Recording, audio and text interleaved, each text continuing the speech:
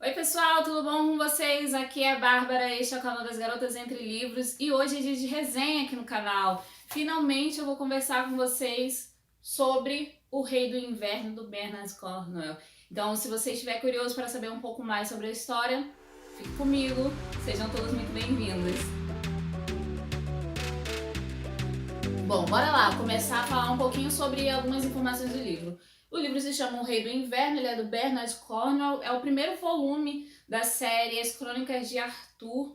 Ele foi publicado aqui em 2015, tem 546 páginas e foi publicado pela editora Record. Ele entra no gênero ficção, literatura estrangeira e eu dei 4 estrelas para ele. Um breve resumo sobre a história. Aqui nós vamos ter a gente vai conhecer um pouco sobre a história de Arthur desde o início assim principal de sua vida, né, quando ele já tem a fama de ser um grande guerreiro, mas agora ele vai ser um grande líder, né, num reino, né, que é o reino da Dunônia. Dunônia, Dunônia. É um nome muito esquisito, gente. É um dos reinos da Britânia, né? Então ele acaba indo para lá porque o pai dele, ele é filho bastardo do grande rei Uther, né? Que é o rei que meio que uniu todos os outros reinos, né? Então ele se tornou o rei supremo de todos os reinos.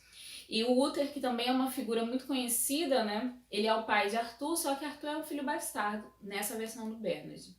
E o que acontece? O filho dele, do rei Uther, legítimo, morre durante uma batalha. E quando ele morre, ele deixa a esposa grávida. E essa criança está para nascer numa noite muito fria de inverno, né? É onde o livro começa durante esse período.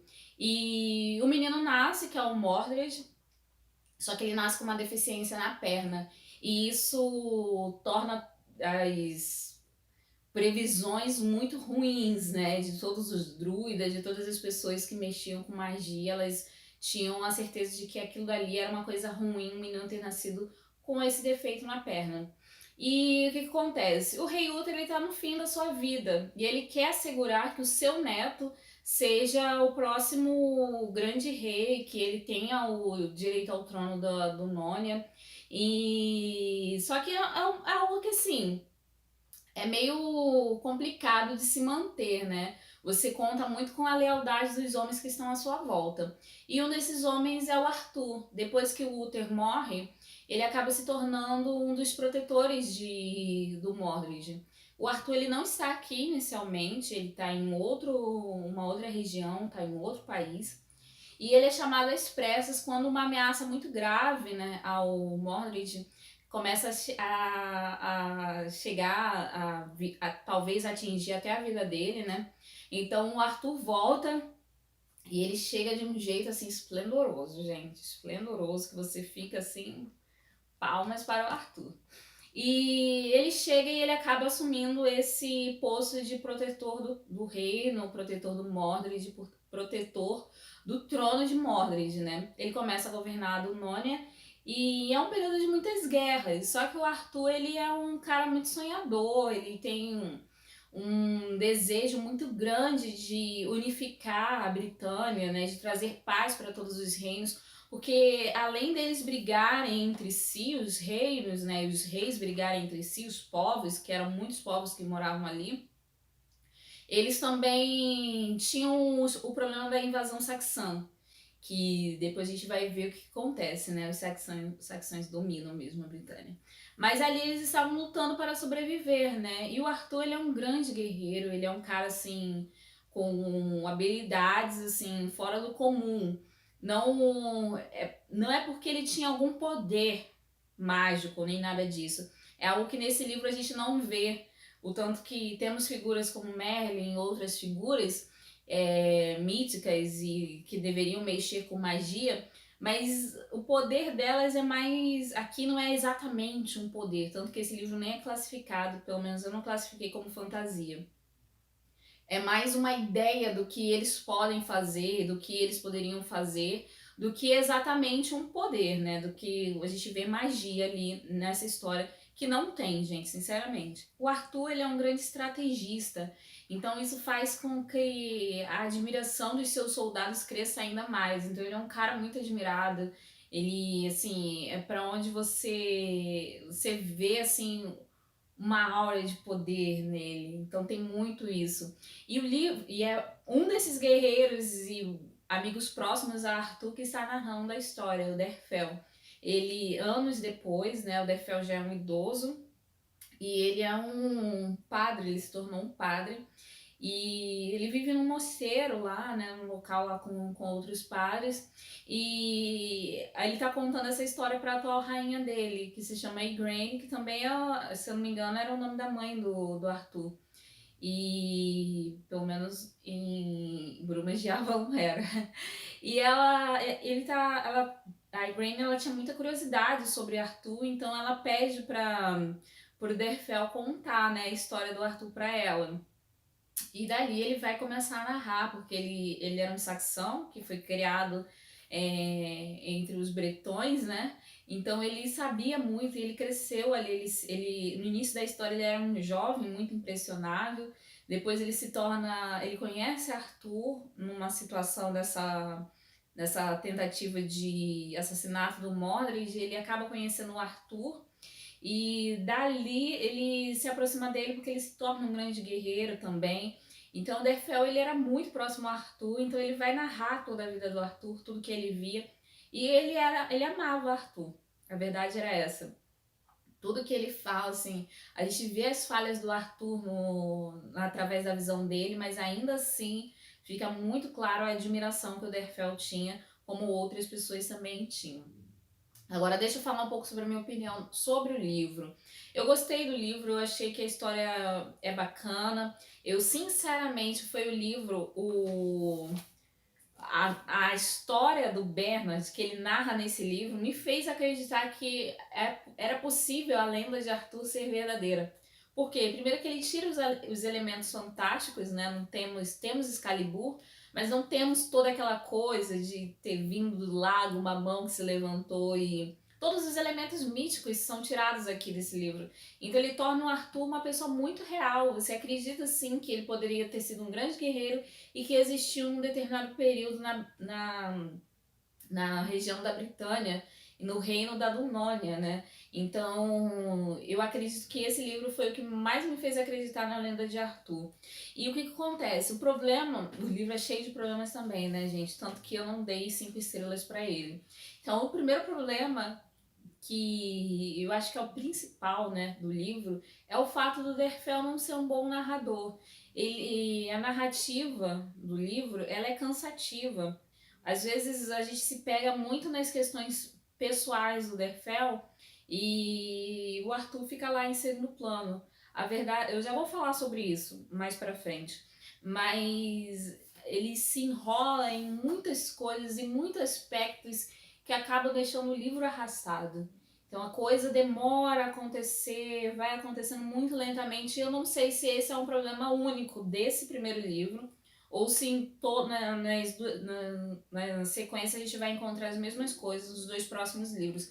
Eu espero que não, eu espero que a história fique mais interessante e corra melhor. O tanto que você que me acompanha aqui no canal já tá vendo esse livro aparecer aqui, sei lá, há uns 3 meses, porque eu não consegui evoluir tanto na história. Foi difícil, foi a minha segunda tentativa de ler esse livro, e dessa vez eu consegui. Ver a pandemia também, que ferrou com a minha leitura, e eu já comentei isso com vocês aqui, mas independente de qualquer coisa, o Derfel é um narrador ruim. Eu não posso mentir e dizer que assim, ele transforma a história em algo muito interessante. Não. As coisas vão acontecendo e elas ficam interessantes, mas não são de todos interessantes. Tirando esse problema da história ser um pouco arrastada, ela é cheia de informações, tanto que o livro, vou mostrar aqui pra vocês. Logo nas primeiras páginas, ele tá cheio de marcação, não sei se vai dar pra vocês verem, mas logo nas primeiras páginas, nós temos uma lista de personagens que é algo muito semelhante, aqui ó, mostrando mais de perto. Algo muito semelhante que a gente encontra nas crônicas de Gelo e Fogo do Martin. E ele também, o Bernard, ele faz essa separação explicando esse índice de personagens. e de local também. E aqui ele explica quem é cada pessoa, para não deixar mais simples para o leitor, para ele não se perder com o excesso de personagens que nós vamos ter nesse livro, que compõe toda a história, né? Um período de tempo bastante longo que passa aqui nesse livro. Então, para tantos personagens que vão aparecer, a gente precisa sim de um índice explicando quem é quem, pra gente não se perder durante a história. E o Bernard, ele faz isso, né? Isso é interessante. Outra coisa que eu acho que é bem legal também nesse livro é porque aqui o Arthur não é rei. Ele também não tem pretensão de ser, né? Pelo menos tudo indica que não. Outras pessoas em volta dele tinham pretensões de que ele se tornasse rei, mas não é o caso dele.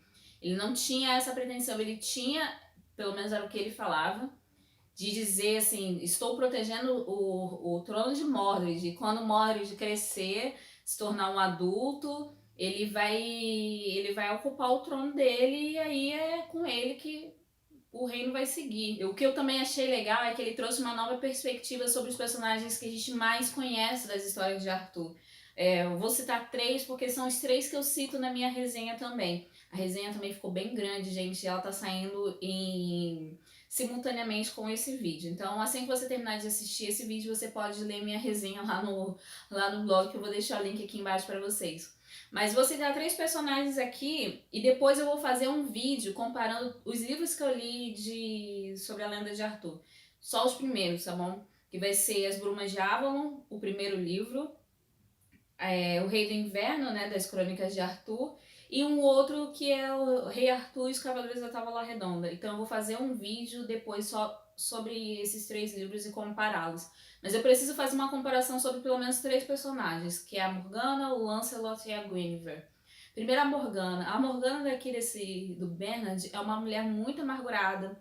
E eu sinceramente achei que ela foi muito desperdiçada nesse livro. Ela poderia ser muito mais. Ela é irmã do Arthur.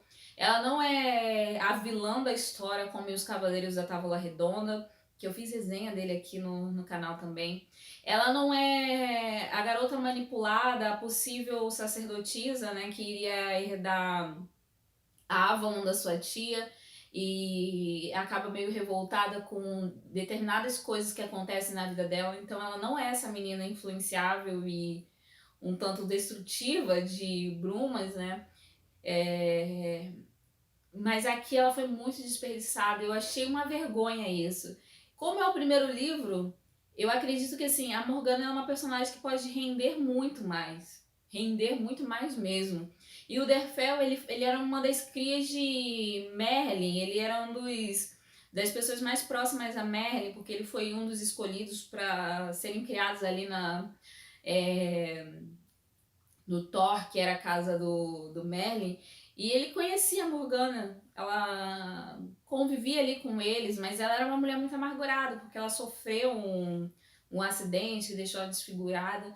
Eu acredito sinceramente que ela tinha muito mais potencial, mas ela quase não brilha nesse livro. Uma decepção para mim. Outro personagem é o Lancelot. Em As Brumas de Avalon, ele é o primo e melhor amigo do Arthur. Então eles são muito próximos, eles têm uma ligação afetiva muito grande, muito forte. Eles são melhores amigos, né? E ele, como de praxe, é apaixonado pela Guinevere, né? Eles vivem aquela coisa assim, aquele romance proibido, aquela coisa complicada por causa do Arthur e tal, a esposa dele. E aqui ainda não aconteceu nada não, mas nesse livro o Lancelot, ele aparece quase mais do meio pro final do livro. E ele é um cara covarde. Essa é a verdade. Ele é um covarde, um príncipe, né? Que acaba depois herdando. Ele é o herdeiro, né? Do reino. Mas ele é um cara covarde. E isso é, assim. Me arrasou. Mas, sinceramente, eu acreditei nessa possibilidade aqui do Lancelot. Ele é o Nêmesis do Derfel. Então é uma coisa que é meio complicada com ele. E eu quero ver mais desse Lancelot com esse aspecto maléfico nele, né? Porque em As Brumas ele fica naquela coisa assim, eu não vou tomar nenhuma atitude com a Guinevere porque eu amo o Arthur e ele é o meu melhor amigo, meu primo, quase meu irmão. Aqui não, aqui pode ser, ainda não aconteceu romance nenhum entre eles, surge ali uma ideia de um interesse, mas ainda não aconteceu nada. Mas eu quero ver como é que vai ser com esse Lancelot mais distante do Arthur e não tão amigo, melhor amigo assim. E como é que vai ser essa relação dele com a Guinevere. Já a Guinevere, que é a outra personagem que também ela tem uma influência muito grande na vida do Arthur, em As Brumas ela é aquela jovenzinha inocente que foi usada como moeda de troca pelo casamento, por causa do reino, aquela coisa toda para conseguir apoio. E ela, filha de um rei, né? E o Arthur acaba se apaixonando por ela, só que ela é uma moça que foi criada muito protegida, muito inocente, e ela acaba se frustrando ao longo da vida por não conseguir gerar um herdeiro, né? Que era a função principal da rainha naquela época. Então ela acaba se ligando muito à religião e ela se torna uma personagem muito religiosa, muito voltada para isso. E é um desastre atrás do outro em As Brumas. É impossível não desgostar da Guinevere em As Brumas de Avalon. Ela, pra mim, é uma personagem insuportável. Já nos Cavaleiros da Távola Redonda, ela não, ela é uma rainha mesmo, ela se impõe, ela sabe o seu lugar e ela arruma treta até com os cavaleiros do Arthur, então ela não tá nem aí. Ela é a rainha, ela vai fazer o que ela quiser e ela arruma as tretas lá e, enfim, ela é uma personagem de destaque, que não se intimida, que sabe sua posição como rainha e como mulher ali naquele reino, né? Ela é bem interessante. Mas também não tem grandes destaques, até porque Os Cavaleiros da Távola Redonda é um livro mais infantil. Agora, aqui nas Crônicas de Arthur, a Guinevere é completamente diferente. Ela é uma mulher, assim, que exala poder. E ela atrai poder, né? Então ela sabe a posição dela. Ela é filha de um rei falido e porque quer arrumar casamento para suas filhas. E por conta dessa situação toda, ela é quase uma Helena de Troia. Para vocês entenderem, sem spoilers, o que vai acontecer após o casamento do Arthur com ela.